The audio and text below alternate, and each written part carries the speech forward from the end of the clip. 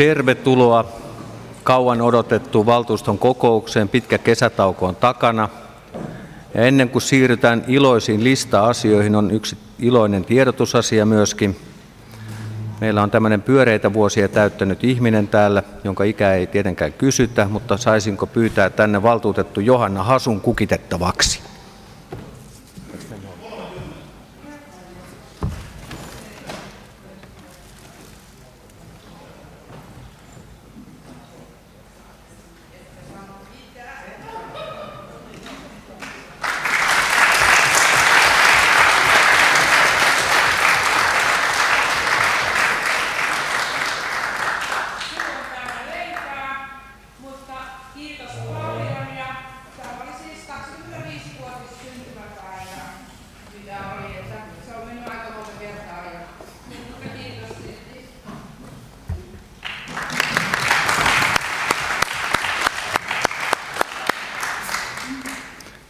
Ja sitten siirrymme näihin valtuuston toisiin iloisiin asioihin, eli valtuuston esityslistaan. Ensin toteamme läsnäolijat.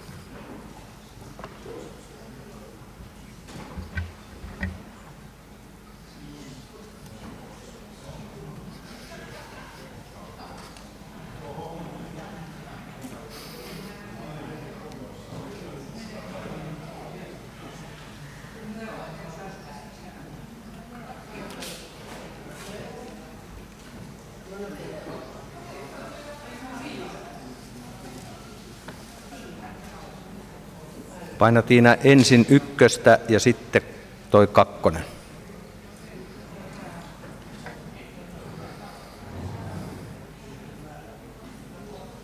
Saadaan me Tiina jotenkin läsnä oli, että hän ei nyt saa painaa. Mä voidaan merkitä se tuonne noin sitten edelliseen, jos ei toimi niin. Joo. Uskotaan kuitenkin, että Tiina on paikalla ja tekninen avustaja tässä vieressä lupasi, että saadaan sinut läsnäolijaksi. Läsnä siis 51 valtuutettua. Poissaolostaan ovat ilmoittaneet seuraavat valtuutetut: Petri Pekkola ja Kim Soares, ja heidän tilalleen on kutsuttu vastaavassa järjestyksessä varavaltuutetut Pentti Välipakka ja Kari Niininen. Läsnä siis 51 valtuutettua, läsnäolijat todettu. Siirrytään pykälään 84, kokouksen laillisuus ja päätösvaltaisuus. Avaan tästä keskustelun. Ei pyydettyjä puheenvuoroja. Todetaan kokous lailliseksi ja päätösvaltaiseksi. Siirrytään pykälään 85, pöytäkirjan tarkastajat. Vuorossa olisi ollut Kim Soares, mutta koska hän on poissa, niin on ehdotettu, että pöytäkirjan tarkastajana toimisivat Minna Suomi ja Kari Tiusanen. Käykö Minnalle? Entä Kari? Tässä vaiheessa myöskin huomauttaisin pöytäkirjan tarkastajia olemaan tarkkana, sillä täällä on pykälä, mikä tarkistetaan kokouksessa, ja se on nimenomaan tämä yhteistoimintasopimus kotoutumisen edistämisestä, eli pykälä 88. Menikö oikein? Sitten ne tarkastusajankohdat. Ja vielä tiedoksi tarkastusajankohdat, että tämä nyt pitäisi olla sitten keskiviikkona viimeistään tarkastettu, koska siellä oli tiettyjä asioita, mitkä astuu toimeen 1. syyskuuta alkaen. Onnistuuko keskiviikkona tarkastus? Hyvä, kiitos. Pöytäkirjan tarkastajaksi on siis valittu Minna Suomi ja Kari Tiusanen. Siirrytään pykälään 86, käsittelyjärjestys. Avaan keskustelun. Ei pyydettyjä puheenvuoroja, joten hyväksytään käsittelyjärjestys esityslistan mukaan. Seuraavaksi pykälä 87, laina Kymenlaakson kampuskiinteistöt osakeyhtiölle. Ennen kuin annan tästä puheenvuoroja, niin luen päätösehdotuksen, joka on kohtalaisen pitkä. Se kuuluu näin. Kaupunginvaltuusto hyväksyy 8 miljoonan euron suuruisen lainan Kymenlaakson kampuskiinteistöt Oy:lle seuraavin ehdoin. Lainan ehdot: pääoma 8 miljoonaa euroa, mahdollisuus jättää osa lainasta nostamatta, laina kuitenkin vähintään 6 miljoonaa euroa. Laina voidaan nostaa useassa erässä vuonna 2024. Laina-aika on noin 15 vuotta. Laina-aika alkaa ensimmäisen erän nostosta ja päättyy 31.12.2039. Koron laskentatapa 30/360, indikatiivinen 26.7.2023, eli 3,06 plus 1 on yhtä suuri kuin 4,06%. Korko alkaa kertyä ensimmäisestä nostosta alkaen. Korko vahvistetaan 2 pankkipäivää ennen korkokauden alkua. Koron tarkastukset. Ensimmäinen koron tarkastus on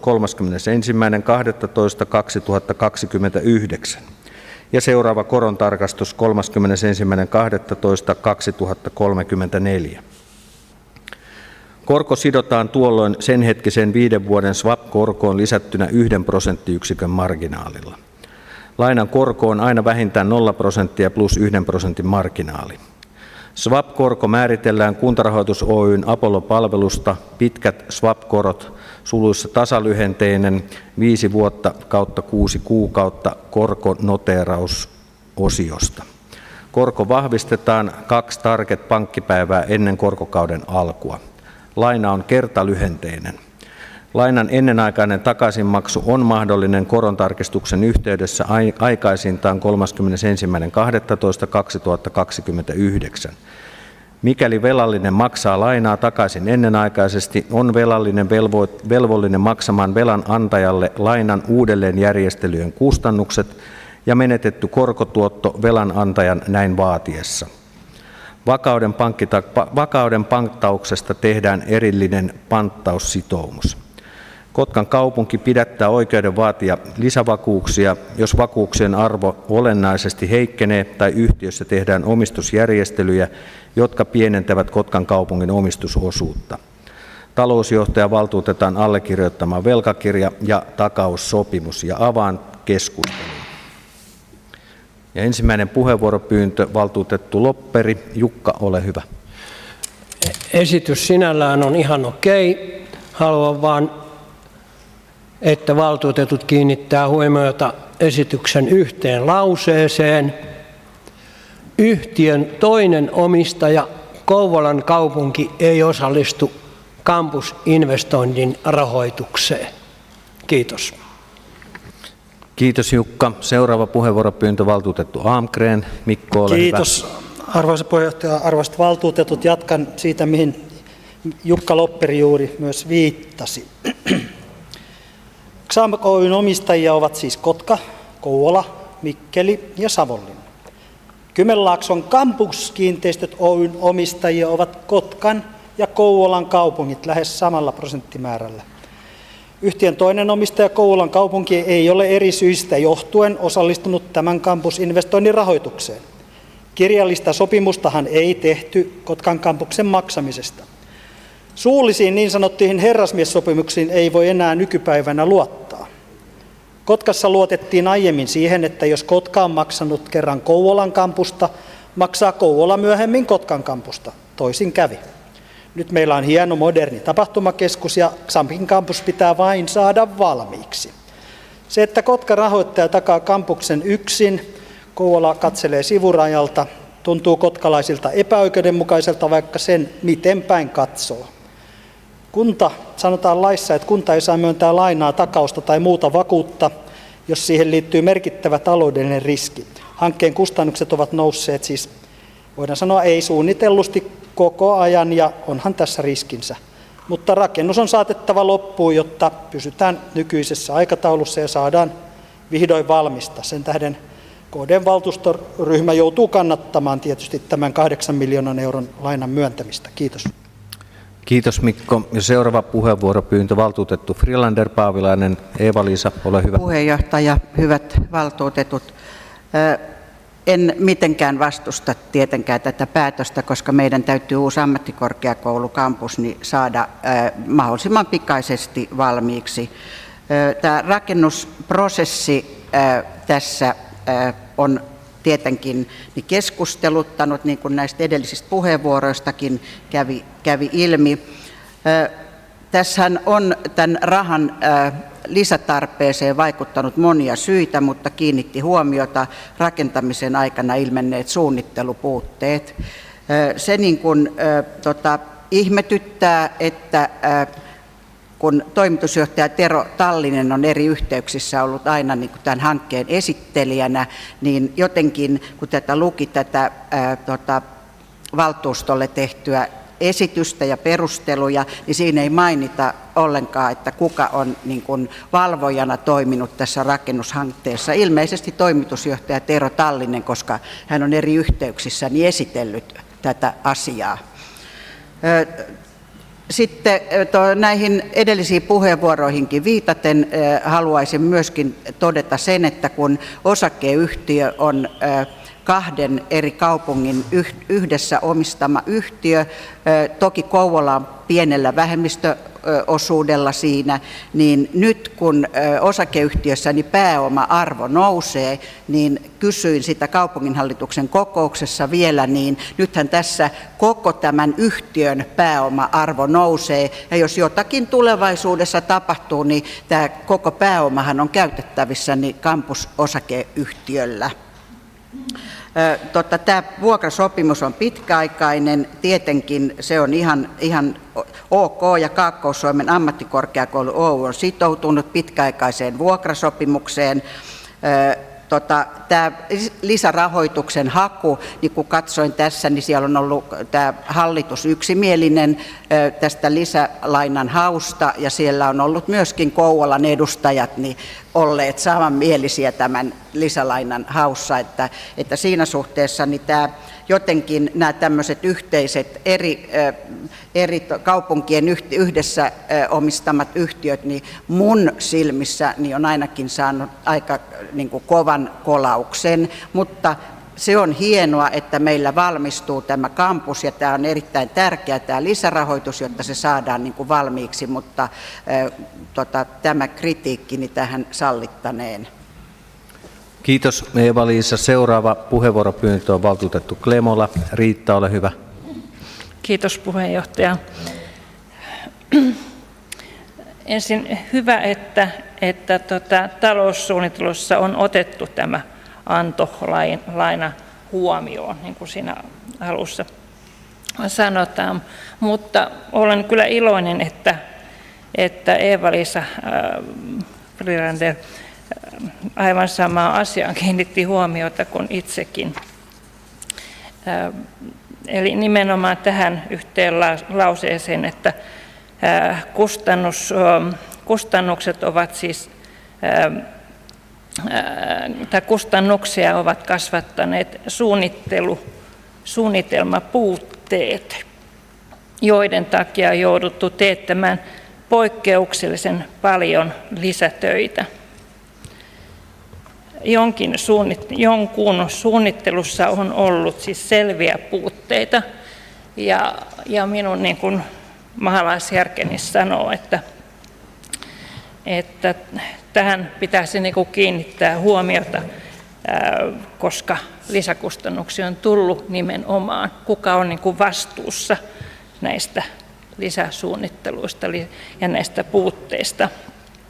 Ja kampuskiinteistöt on kaupungin tytäryhtiö konsernivalvonnan alla ja omistajaohjauksessa, jonka toivon kiinnittävän huomiota näihin suunnittelupuutteiden taloudellisiin vastuukysymyksiin.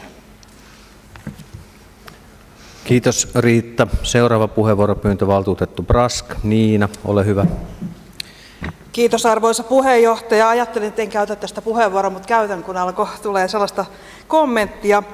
Jos ajatellaan ja katsellaan tätä mennyttä aikaa kaukoputkella, niin on hyvä ymmärtää, milloin jo kampuksen suunnittelu ja rakentaminen on lähtenyt käyntiin. Jos alkuperäisen suunnitelman mukaan oltaisiin edetty, niin kampus olisi ollut jo valmis vuonna 2022. Ja miksi tämä on venynyt, niin se venyi siitä syystä, että tapahtumakeskus päätettiin siinä kohtaa yhdistää ja etsittiin synergiahyötyjä, ja sen takia myös on varmaan suunnittelussa tapahtunut useita korjausliikkeitä suuntaan tai toiseen. on myös hirveän helppo jossitella tämän asian kanssa, että jos olisi tehty niin tai näin. Ja me kaikki tiedetään, että maailman tilanne on ollut se, mikä on ollut. Rakennuskustannukset on ollut valtavat. Ja mun käsityksen mukaan tätä hanketta valvoo erillinen rakennuttajakonsultti, joka on kampuskiinteistöjen kautta hoidettu. Kiitos Niina. Ja seuraava puheenvuoropyyntö, valtuutettu Šipakov. Samuli, ole hyvä. Kiitos puheenjohtaja. Hyviä puheenvuoroja ollut. Ajattelin, että en puhu yhtään mitään, mutta päätin kuitenkin avata sanaisen arkkuni. Valtuutettu Almgrenilta oli oikein hyvä puheenvuoro. Minua ihmetyttää suuresti se, että joka kerta kun Kotkan kaupunki, tai on se mikä kunta tai kaupunki tahansa, lähtee johonkin rakennushankkeeseen, aina kustannukset nousee. Se on ihan selvä asia ollut siitä asti, mitä minä olen ollut politiikassa mukana viimeiset 6 vuotta. Otetaan nyt sellainen esimerkki, kun tuli tämä Kotka versus Kouvola vastakkainasettelu, niin kuin tuolla hyvinvointialueella tulee hyvinkin usein. Jos Šipakov vaikka päättäisi ostaa Tiutisen koulun yhdessä hyvän ystävänsä valtuutettu Elon kanssa. Mä tiedän, Jari, tämä tuli yllätyksen. Ja valtuutettu Elo haluaisi rakentaa sinne kouluun yhden siiven pelkästään demareille ryhmähuoneeksi. En minäkään sitä maksaisi, se on ihan selvä. Minusta Kouvola teki ihan oikein, kun ei lähde tähän mukaan. Kiitos. Kiitos Samuli. Seuraava puheenvuoropyyntö, valtuutettu Posti. Pekka, ole hyvä.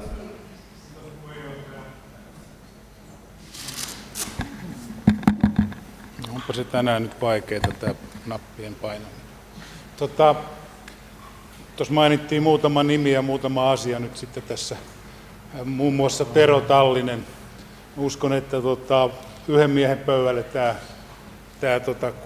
kustannusnousu ei voi kaatua. Kyllä siinä on ollut 10 tai 20 erilaista asiaa tässä matkan varrella. Yksi suurimpia ongelmia muutama vuosi taaksepäin, kun mennään, niin jokainen tietää, että tapahtumakeskusta kun rakennettiin, niin ainoastaan yksi rakentaja oli kiinnostunut. Kun kampusta käytiin rakentamaan, niin ainoastaan yksi rakentaja oli kiinnostunut. Ei tarvitse olla ihmeellinen tietäjä, kun sinne tulee muutama miljoona, ehkä vähän enemmänkin kuin muutama miljoona siihen hintaan lisää, kun tämmöinen tilanne pääsee muodostumaan. Mutta sitten taas toisaalta kampuksen kohdalla en ole millään tavalla kampuskiinteistöjen kokouksissa ollut mukana, mutta yrittänyt seurata SAMKin kannalta sitä asiaa, että miten se edistyy. Niin kyllähän se vaan niin on, että hyvin pitkälle, kun tämmöisiä ongelmia syntyy matkalla, niin se ei olekaan, että päätetään yhdestä asiasta, että okei, että korjataan tämä. Siellä oli, muistaakseni 4 kuukautta meni pitkäksi, kun yrittivät stabiloida sitä kalliota siellä. Ja se tarkoittaa sitä, että kun siellä on 15 muuta urakkaa sovittu ja 4 kuukautta menee pitkäksi, niin ne muutkin urakat tavallaan, niitä ei voi käynnistää. Ja saman tien sieltä tulee käsi ojolla, että me tarvitaan lisää rahaa. Ja jos ne olisi laitettu poikki, niin saman tien se kilpailutus muille urakoille niin olisi saattanut olla vielä kalliimpi. Että kyllä tämä tämmöinen oravan pyörä vaan valitettavasti on ollut, että kyllä nämä ihmiset on yrittänyt tehdä ihan älyttömän hyvää työtä tässä hommassa. Se, että Kouvola ei ole kiinnostanut, niin on ihan samaa mieltä kuin Lopperi Jukka, ja ikävä vaan on näin, että sitten pitäisi jotain yhteistyötä tehdä. Tuossa mainittiin, että nämä on vaarallisia nämä tämmöiset eri kaupunkien omistamat osakeyhtiöt. Pakko sanoa, että onhan meillä Hamina-Kotka-satama, eikä se vaarallisuus ole ollenkaan todettu, päinvastoin. Se on äärettömän hyvä homma, Hamina-Kotka-satama. Se vielä, että miten se kampus nyt sitten saadaan valmiiksi, toivottavasti asiat etenee järkevästi nyt eteenpäin ja uskon kyllä, että kampuskiinteistöjen ihmiset ja rakentajat varmaan hoitaa tämän homman, ei muuta. Kiitos Pekka. Seuraava puheenvuoropyyntö, valtuutettu Hyyryläinen. Antti, ole hyvä. Kiitos arvoisa puheenjohtaja, hyvät valtuutetut.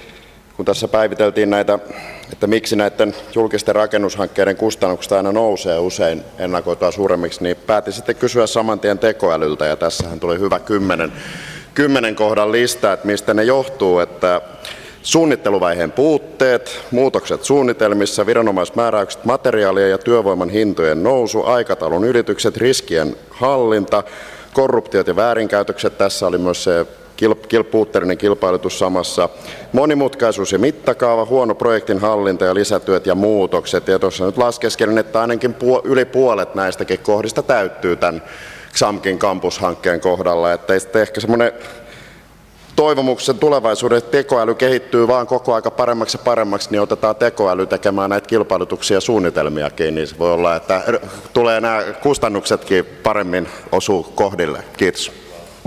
Ehkä hoitamaan myös meidän valtuutettujen tehtäviä. Seuraava puheenvuoropyyntö, valtuutettu Greenari. Leena, ole hyvä. Kiitos puheenjohtaja, hyvät valtuutetut. Nyt kun täällä on läsnä kaupunginjohtaja ja kaupungin lakimies, niin haluaisin kysyä, että olisiko meillä ollut tai onko meillä minkäännäköisiä mahdollisuuksia velvoittaa Kouvolaa osallistumaan tähän yhteisen kampuskiinteistön lainanottokuluihin, koska Kotka otti silloin tai takaisin lainoja, kun Kouvolaan rakennettiin uutta kampusta. Niin miten Kouvolalla voi olla mahdollisuus tehdä näin? Samalla tavalla hän on vetänyt Kymi-sinfonietasta osuuttaan pois ja ilmeisesti sote-alallakaan ei kauhean lujaa mene tämä yhteistyö. Kiitos.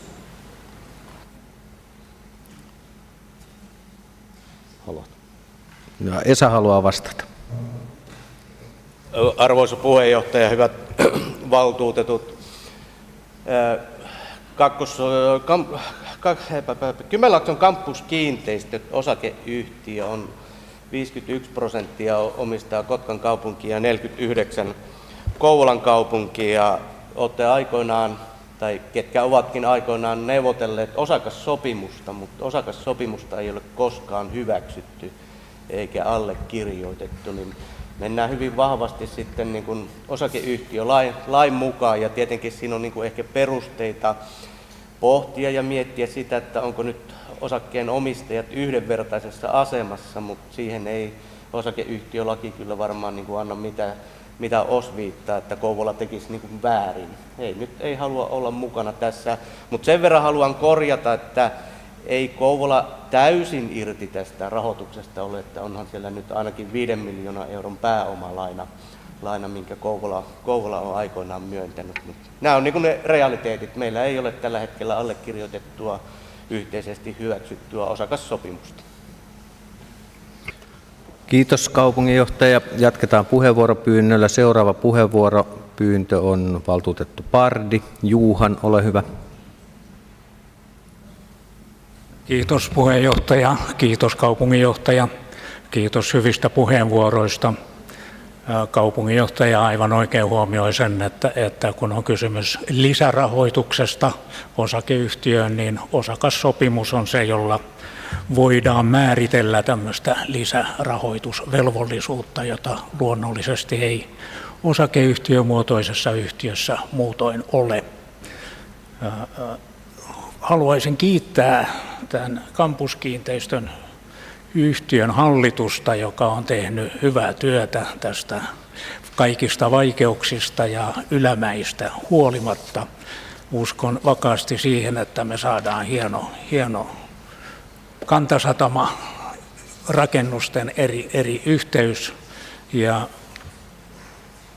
siihen, että tämä rahoituspäätös on oikea, rahoitusehdot on hyvät, ne eivät ole kaupungille kielteiset, päinvastoin. Tässähän on erittäin hyvät lainaehdot. Jos velallinen niistä vain suoriutuu, niin se on kaupungille hyvä juttu. Kiitos. Kiitos Juuhan. Seuraava puheenvuoropyyntö valtuutettu Virtanen. Sami, ole hyvä. Kiitoksia arvoisa puheenjohtaja. Itse asiassa kaupunginjohtaja tuossa jo pitkälle vastasi liittyen tähän osakassopimukseen. Ja kun olen lukenut sen osakassopimuksen, mikä on jäänyt aikoinaan allekirjoittamatta, siihen nyt liittyy pitkä tarina, en sitä käy tässä kertaamaan, niin itse asiassa on ihan hyvä tämän hankkeen kannalta, että sitä ei ole allekirjoitettu, koska jos se olisi ollut allekirjoitettu, niin mä epäilen, että tuossa ei uutta kampusta ole. Kouvola olisi sen saanut siellä yhtiön hallituksessa kyllä moneen kertaan nurin. Ja itse asiassa valtuutettu Pardio tuossa vähän viittasikin siihen, että pyydän kiinnittää valtuutettuja huomiota siihen, että me lainaamme kampukselle tällä hetkellä tätä rahaa ja kampuskiinteistöt maksaa sen meille takaisin ja kampuskiinteistöt maksaa meille siitä korkoa. Ja niin kauan kuin kampuskiinteistöllä on siinä pitkäaikainen vuokralainen eli Kaakkois-Suomen ammattikorkeakoulu Oy, niin tässä ei ole riskiä tälle meidän antamalle lainalle. Ja sitten missään tämän tason rakennushankkeessa ei kyllä yhtiön toimitusjohtaja valvo sitä rakennustyömaata. Että kyllä siellä on ihan ostetut ammattilaiset ollut tässäkin hankkeessa projektin johdon apuna. Kiitos Sami. Seuraava puheenvuoropyyntö valtuutettu Kekkonen. Olli, ole hyvä. Joo, kiitos puheenjohtaja. Yhtiöhän voi hakea lainaa ihan mistä vaan. Nyt se on päättänyt hakea sitä Kotkan kaupungilta, koska Kouvolan kaupungilta sitä ei voi saada. Yhtiö olisi voinut hakea sitä myös pankilta ja tämähän on periaatteessa kaupungille ihan hyvä juttu just näiden tuottajien ja muiden kanssa, mutta tuo mitä aikaisemmin valtuutettu Kriinari sanoi, että mitä kävi silloin aikoinaan Sinfonietan kanssa, niin silloinhan meillä oli Kouvolan kanssa sopimukset siitä rahoituksesta, mutta sekään ei toiminut. Kiitos. Kiitos Olli, eikä muita pyydettyjä puheenvuoroja, joten päätän keskustelun tähän. Ja todetaan, että tämä hyvinkin pitkä päätösehdotus, joka alkaa sivulta 9, päättyy sivulle 10, joka kertaalleen on jo luettu, tulee valtuuston päätökseksi.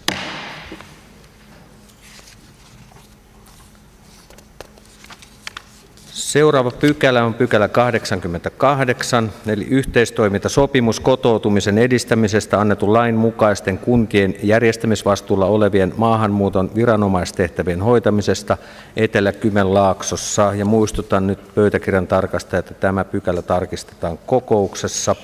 Anteeksi, eikö se ollut tämä? Eihän se tämä ollutkaan. Sain pöytäkirjan tarkastajat hereille.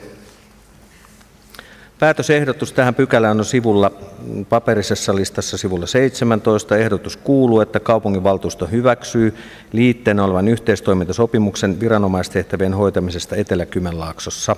Avaan keskustelun. Ei pyydettyjä puheenvuoroja, joten tämä tulee valtuuston päätökseksi.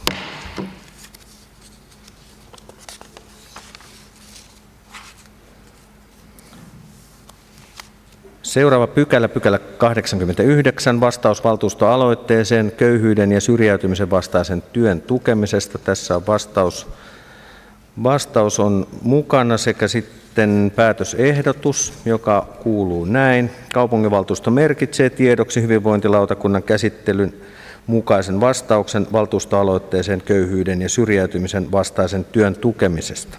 Avaan keskustelun. Puheenvuoropyyntö valtuutettu Mielonen. Joona, ole hyvä. Joo, kiitoksia puheenjohtaja. Ensinnäkin kiitokset ripeästä vastauksesta tähän valtuustoaloitteeseen. Lähtökohta tämän aloitteen tekemiseksi oli aikoinaan, kun Silmut ry:stä oltiin yhteydessä heidän tilanteesta. Silmut ry oli hakenut kaupungin syrjäytymisen ja köyhyyden vastaiseen työhön tarkoitettu jäämisvaroja omaa toimintaansa ja sitten oli tullut hylkäävä päätös kriteereiden takia. Ja sitten kun tarkemmin kyselin, että mitkä nämä kriteerit oli, niin käytännössä siis se, että yhdistys oli toiminut niin vähän aikaa, niin se ei täyttänyt näitä kriteerejä. Ja paljastui myöskin, että kriteerit muutenkin taitaa olla liian tiukat, sillä vuonna 2022 jäämisvaroista myönnettiin ainoastaan 122 € yksittäisen ihmisen opiskeluun. Ja kun elettiin inflaation aikaa ja köyhyys lisääntyi, niin ajattelen, että tällainen tukimuoto on enemmän kuin paikallaan Kotkassa. Ja olen erittäin tyytyväinen vastaukseen, joka tähän on tullut. Hyvinvointilautakunta on alkanut tarkastelemaan näiden jäämisvarojen käyttöä ja kriteereitä. Ja myöskin iloinen uutinen oli, että Silmut ry on solminut kumppanuussopimuksen kaupungin kanssa, jolloin he pystyvät tätä arvokasta työtä jatkamaan. Ehkä sellainen eriskummallisuus tässä kuitenkin on, että vastauksessa valtuustoaloitteeseen niin on mainittu, että alkusyksystä käydään nämä kaikki tukimuodot ja kaikki yhdistykset läpi, ja kumppanuussopimus on tehty ennen kuin käytännössä tämä valmistelutyö on saatu päätökseen. Sinällään siis on äärimmäisen tyytyväinen, että kumppanuussopimus on tehty, mutta tässä ehkä tuntuu erikoiselta, että kumppanuussopimus on tehty ennen kuin käytännössä valmistelutyö on saatu päätökseen. Mutta joka tapauksessa summa summarum on äärimmäisen tärkeää, että tällaista leipäjonotoimintaa, kuntouttavaa työtoimintaa ja tällaista niin konkreettisesti syrjäytymisten ehkäisemistä työtä tekevälle taholle on kaupungista löytynyt tukea ja tulee jatkossa löytymään myöskin tukea. Kiitokset. Kiitoksia Joona. Valtuusto merkitsee ehdotuksen tiedoksi ja se tulee valtuuston päätökseksi. Siirrytään pykälään 90. Vastaus valtuustoaloitteeseen omista kummialueista valtuutetuille. Päätösehdotus löytyy paperisesta listasta sivulta 29, joka kuuluu näin. Kaupunginvaltuusto merkitsee tiedoksi hyvinvointilautakunnan käsittelyn mukaisen vastauksen valtuustoaloitteeseen omista kummialueista valtuutetuille. Avaan keskustelun. Ei pyydettyjä puheenvuoroja, joten tämä tulee valtuuston päätökseksi.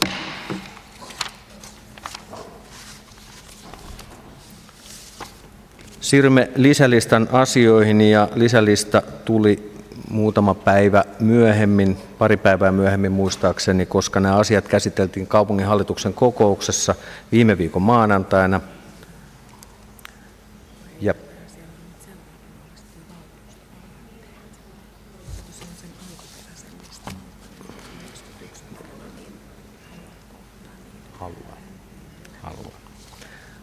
siirrymmekin pykälään valtuustoaloitteet. Ja valtuustoaloitteita on ainakin minun tietoon tullut 3 kappaletta. Avaan tästä keskustelun. Ensimmäinen puheenvuoropyyntö valtuutettu Mielonen. Joona, ole hyvä. Joo, kiitoksia puheenjohtaja. Ensinnäkin pahoittelut, että en herrasmiessääntöä noudattaen ollut tätä taaskaan hirveän ajoissa tuonut. Yritän parantaa mun tapani. Yrittänyt monta vuotta, mutta ei hyvältä näytä. Mutta valtuustoaloite on otsikolla vanhempainvapaalla olevat halvempien liikuntamaksujen piiriin. Eli käytännössä minä esitän, että Kotka päivittää liikuntapaikkojen palvelumaksujen määrittelevää asiakirjansa niin, että vanhempainvapaalla olevat lisätään alennusryhmien joukkoon. Ja perustelut: 1. Se tukee osaltaan positiivista lapsiperhepolitiikkaa Kotkassa.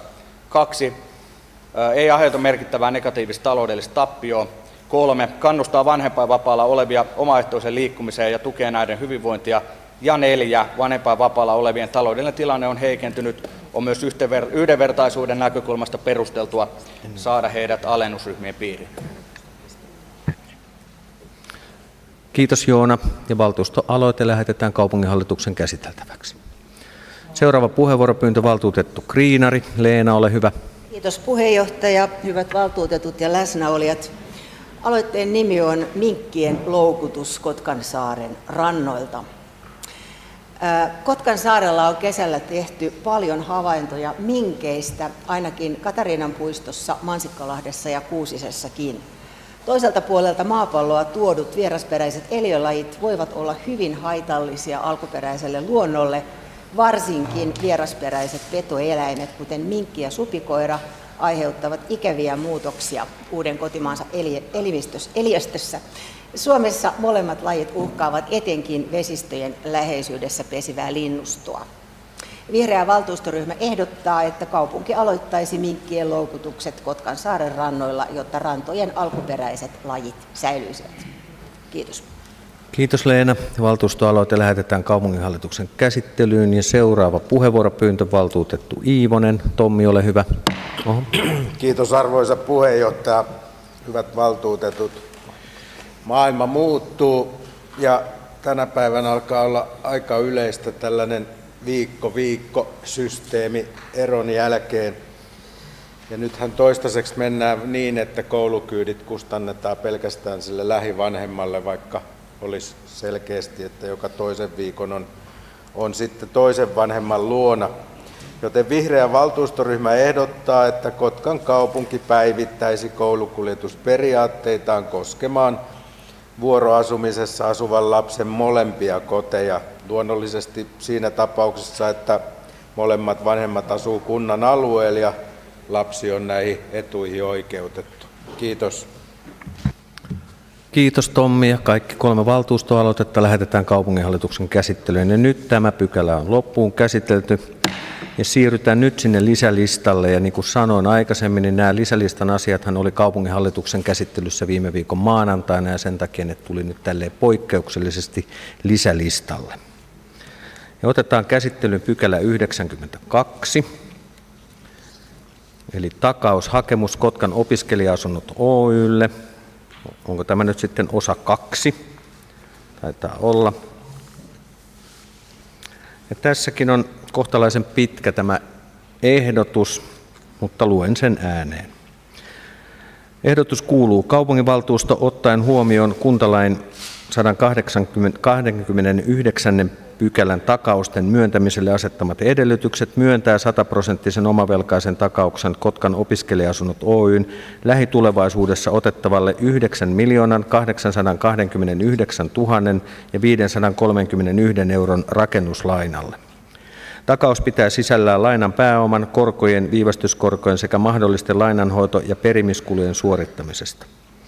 Lainalla rahoitetaan rakennettavia opiskelija-asuntoja osoitteeseen Koulukatu 20 4800 Kotka.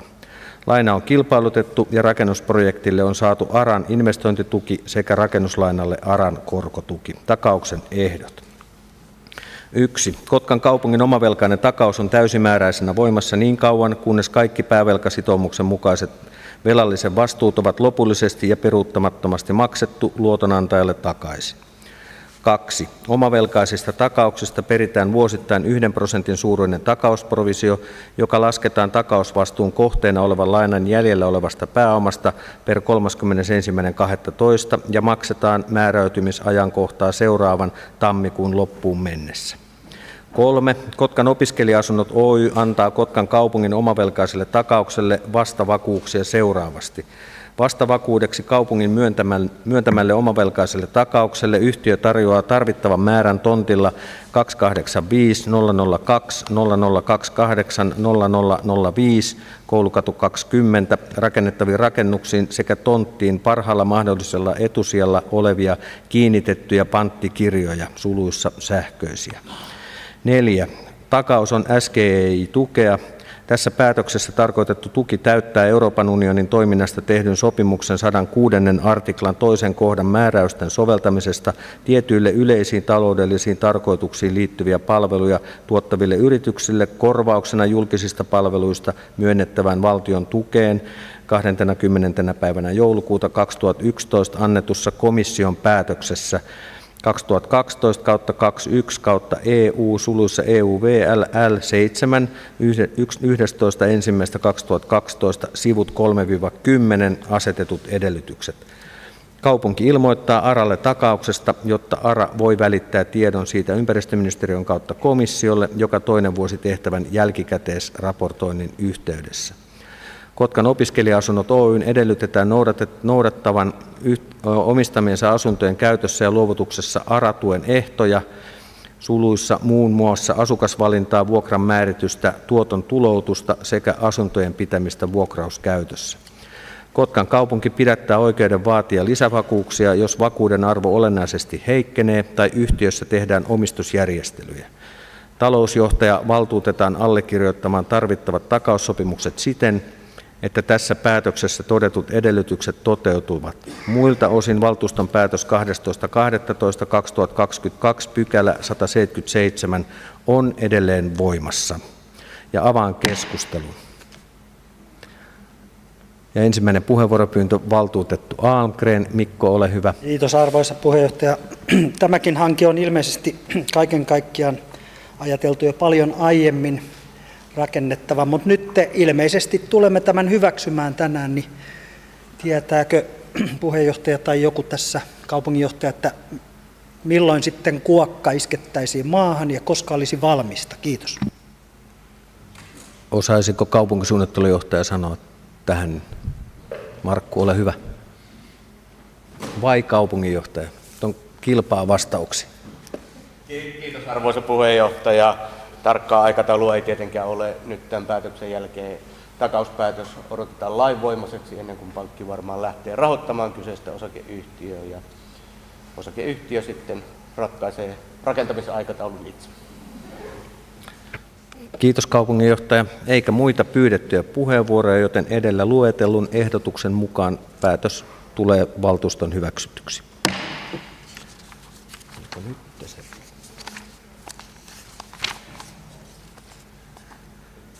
Seuraava pykälä on pykälä 93 ja nyt on pykälä, joka tarkistetaan kokouksessa. Pykälä kuuluu näin. Kotkan vastaanottokeskuksen henkilökunnan liikkeen luovutus ja siirtosopimuksen hyväksyminen, maahanmuuttajapalvelut ja hyvinvoinnin ja terveyden vastuualue.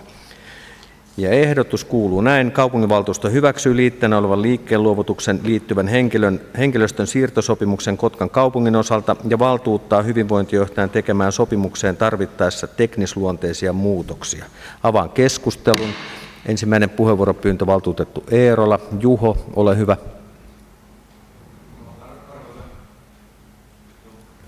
Nyt vaihtui väri.